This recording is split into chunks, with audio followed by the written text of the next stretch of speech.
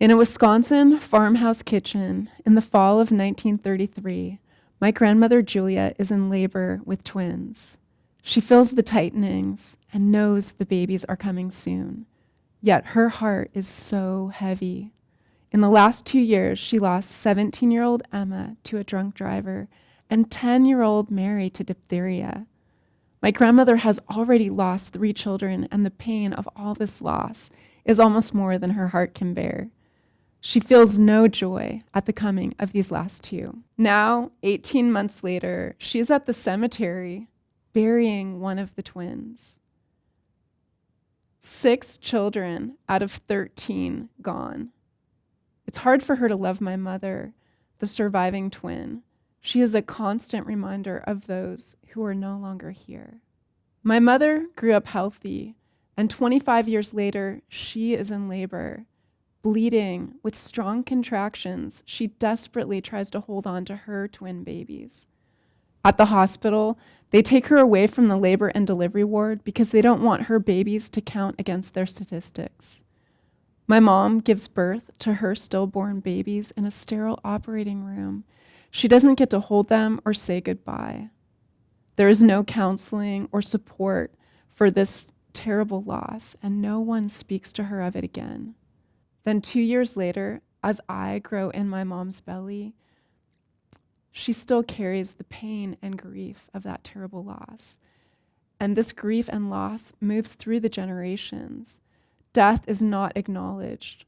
Her heart is numb, programmed in utero from her mother's deep grief, and reinforced with the loss of her twin brother and the loss of her own twin babies. My mother lives with this pain every day. You see, conception is the creation of a life.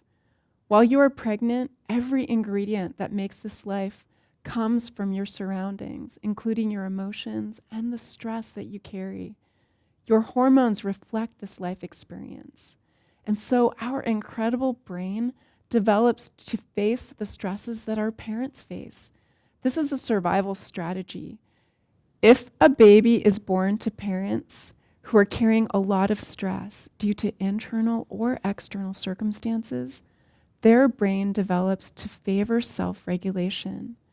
If a baby is born into love and peace, the brain develops to support creativity and exploration.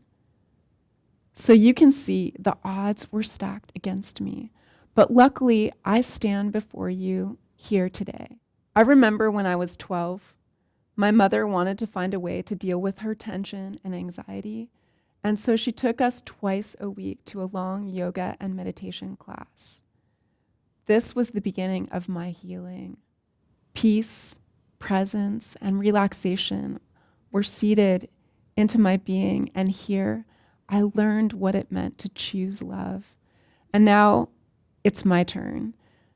As 8 years later, I'm standing in my own kitchen, feeling the waves of labor as I welcome my first baby, filled with joy and happiness.